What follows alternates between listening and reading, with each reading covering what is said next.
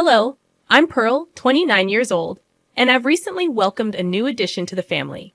However, the birthing process was anything but smooth, thanks to my mother-in-law nearly causing me harm. I may sound a bit crazy, but allow me to share the tale. Let me start by giving you some background on my husband, Adrian. We met in college and instantly clicked, falling in love almost immediately. Our connection was extraordinary, and I knew he was the one.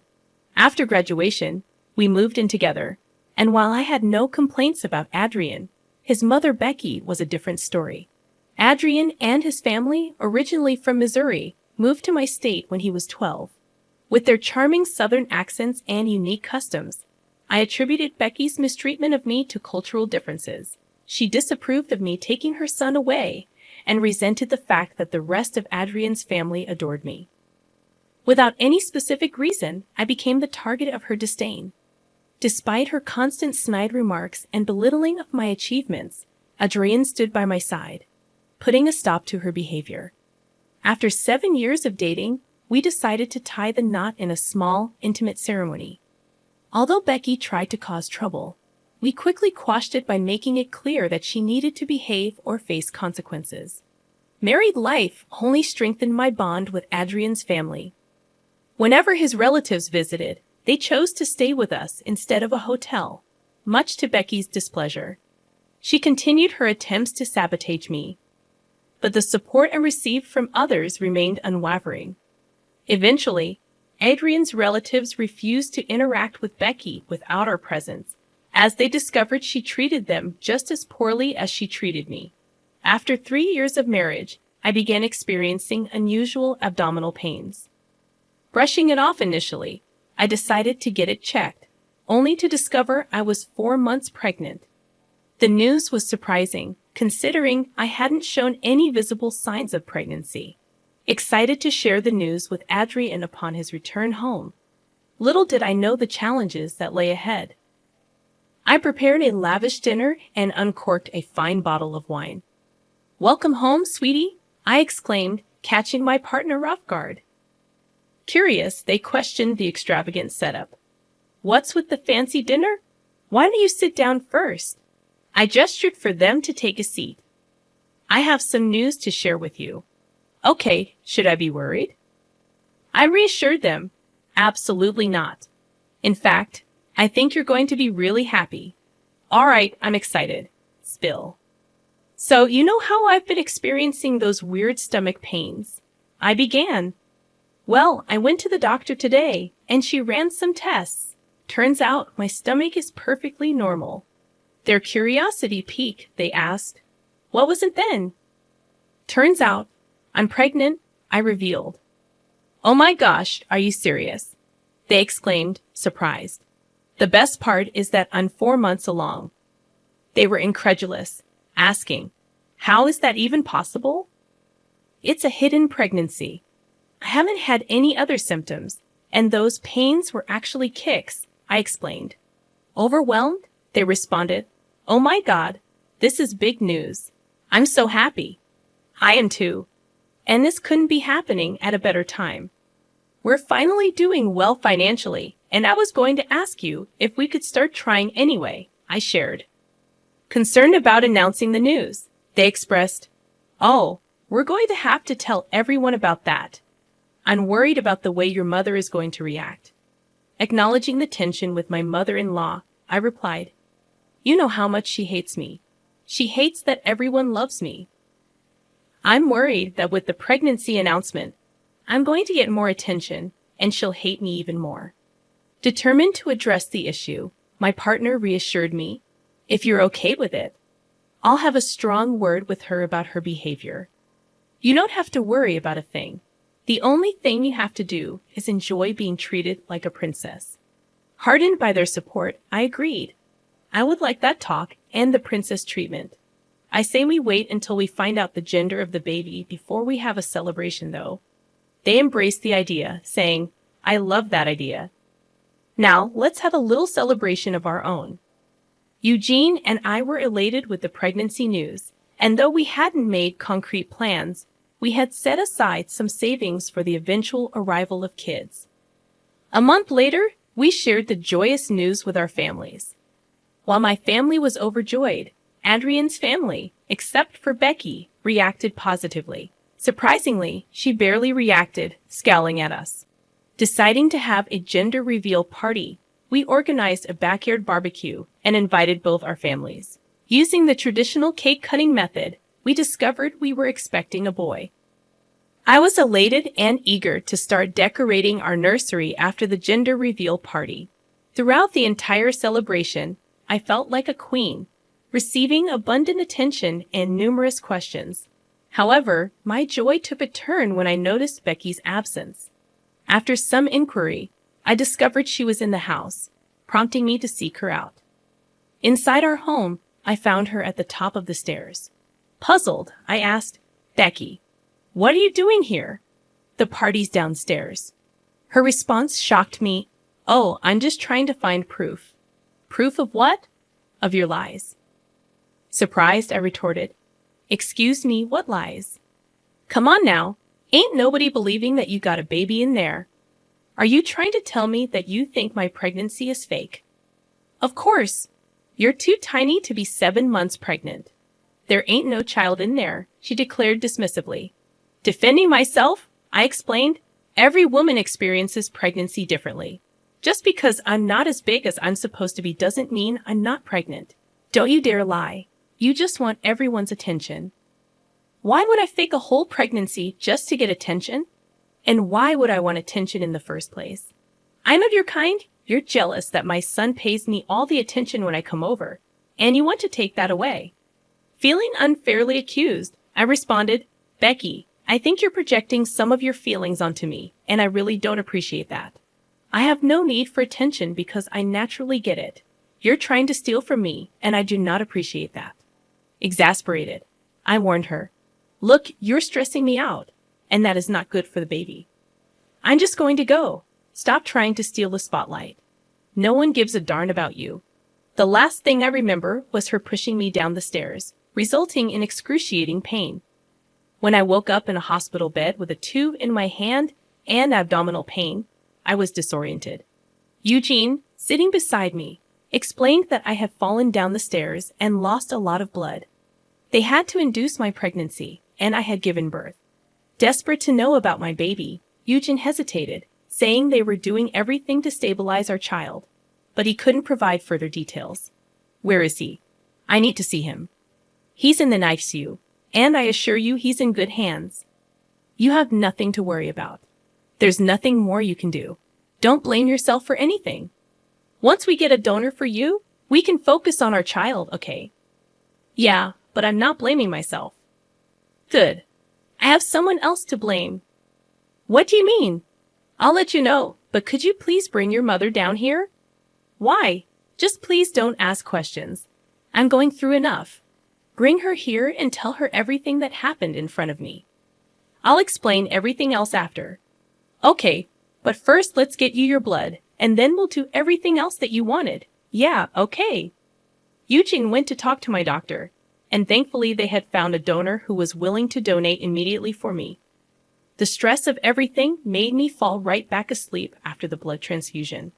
I had so many emotions swirling through me, and I didn't know what to make of them. On one hand, I was grateful that my son was still alive, but I also knew that he might grow up with some developmental issues. I didn't have a problem with that, but the fact that Becky would be the reason that my son struggled made me feel hot with anger. I was asleep for a good 3 hours, and when I woke up, I felt much better. Once again, Eugene was next to me, and immediately rushed to my side when I woke up. "Hi, sweetie. You fell asleep for a little while. How do you feel right now?" "A lot better." "How's our son?" "They'd managed to stabilize him. He'll have to be in the NICU for the next 2 months. Will I be able to hold him?" "Not yet, but soon. I promise. Until then, we will definitely get to see him." I saw him, and he looks adorable. "All right. I'm glad that everything's okay. But you wanted to see my mom, right?" "Oh yeah. Is she here?" "She's waiting outside. Shall I bring her in?" "Yeah." "Hi, Pearl. How are you?" "Not doing so good, Mom. Eugene, did you update her on what happened?" No, he didn't tell me anything. He just asked me to rush here. Eugene, could you tell her what happened since I got here? Well, Mom, after you came running to us about Pearl slipping down the stairs, she ended up bleeding a lot. She had to get induced so she could give birth to the baby. Thankfully, the doctors and nurses managed to stabilize our son. He's just going to be in the NICU for a while now. Oh, you gave birth, Pearl. Congratulations. Don't even. Do you have something to say to me and Eugene? What are you talking about? Sweetie, you said Becky came running to you after I slipped, right? Yes, and I'm so grateful that she saw it because none of us heard you fall. Great. Now, Becky, should I be the one to tell him, or will you do it yourself? What is she talking about, Mom? Oh, I don't know. She just gave birth. She's probably just making things up. She's probably suffering from mommy brain. Lord knows I had a bad case of it after I gave birth to you. Do not even try to make this into something as arbitrary as that, Eugene. Your mother pushed me down the stairs. What? You remember? I was overcome with emotion when I finally cradled my son, and Eugene shared in my tears. The realization that we had almost lost him left me feeling nauseous. Word spread that our son was back home, and somehow, even Becky got wind of it. She acquired another phone number just to reach out to us. Seeing that our responses were non-existent, she took it upon herself to show up unannounced at our house. Fortunately, Eugene answered the door. If I had, I might have given her a piece of my mind, or worse, physically confronted her for the stress she had caused my family. Becky looked worn and aged compared to our last encounter, tears in her eyes as she pleaded with Eugene to talk to her. Please, talk to me, Mom. You need to stop trying to contact us. How can I not? My son won't talk to me, and I don't get to see my grandson. You think you get to see our son. You don't think we're in pain from not being able to hold our little boy. I really am sorry. Please, at least talk to me. I thought I was doing something right. How is pushing my wife down a flight of stairs the right thing to do? She's always been trying to steal everyone's attention. I see the way she tries so hard, and it's just so darn hard to keep my anger in check. You have no idea how insane you sound right now. I do not. I was trying to do what was best for you. Best for me? How was this best for me? I always knew you could do so much better than Pearl. I was just trying to get you to see that by almost killing my child and wife. Are you kidding me right now? What you did was not done for me, but because you couldn't handle the fact that there was someone better than you in your family. Pearl is not better than me. Oh, she is in every way. She cooks better food and has a much better temperament than you. Why do you think more of our family has started coming over to our place for Thanksgiving when we host? Nobody can stand you and your entitlement. You take that back right this second. That is no way to speak to your mother. No, I will speak to you the way you deserve to be spoken to. You made our lives a nightmare from the start, and I have been silent about it only because Pearl begged me not to damage my relationship with you. Okay, I get it. I'm a horrible mother. You are. You absolutely are. You're lucky that we're not going to the police about you hurting Pearl and our son. Oh, please. Like if you have evidence of it, it'll be my word against hers. Who said we didn't have evidence? Don't try and bluff me right now. Look, Pearl and I are exhausted, and we want this time to be as calm as possible. So, for the foreseeable future, I do not want to hear from or see you again. Do you get it? You can't do that. I want to see my grandson too. Oh, you are never seeing your grandson. What? You have no idea how much our son is going to suffer thanks to your jealousy. The least I could do is make sure that he never meets the source of his problem. I will fight for my grandparents' rights. Go for it. Bye. Eugene was furious that Becky still had the audacity to even show up. If it were me in her place, I would never have shown my face to my family. But hey, everyone's different, I guess. Becky did not give up on trying to contact us. Not only would she call and text us a whole bunch of times, but she would also show up at our doorstep and make a huge ruckus until we opened the door. So, Eugene, and I did the only sensible thing and got a restraining order against Becky. She once again did not like that. But I was so tired by this point that I really did not care. Thankfully, Eugene and I dealt with Becky just in time for us to take our son home. Let me tell you, holding him for the first time made me sob and feel so grateful that he was still alive. Eugene and I decided to use the next few months to just bond with our child. So we didn't let anyone come over to see the baby. Thankfully, after everything that happened, everyone was happy to comply. Becky, however, did not stop trying to bother us. One day, we actually received the summons to come to court because Becky was trying to fight for her grandparents' rights. That threw me into a blind rage. I couldn't believe that she was actually trying to claim grandparent rights when she almost killed me and the grandson she so desperately wanted to see. I asked Eugene to gather the evidence and made our way to a lawyer's firm. We hired a good lawyer, showed him the evidence, and he told us that we could charge Becky, even though we didn't want to do it earlier. After dealing with her harassment for months, we decided to press charges against her. The trial that followed was truly something out of a movie.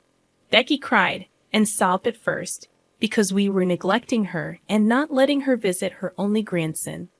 I could tell that the jury was a little sympathetic towards her, but I knew I had the most incriminating piece of evidence for her.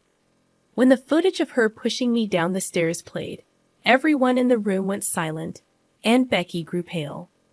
After the first hearing, Becky blasted us with calls and texts, accusing us of hiding the truth from her. We figured it was in the best interest that we blocked her. After a couple of weeks, Becky was charged with attempted murder of an unborn child and was sentenced to 6 months in jail. All her appeals were denied, and Eugene and I couldn't have been happier. Of course, word got around in Eugene's family as well about what Becky had done, and let's just say that nobody wants anything to do with her anymore.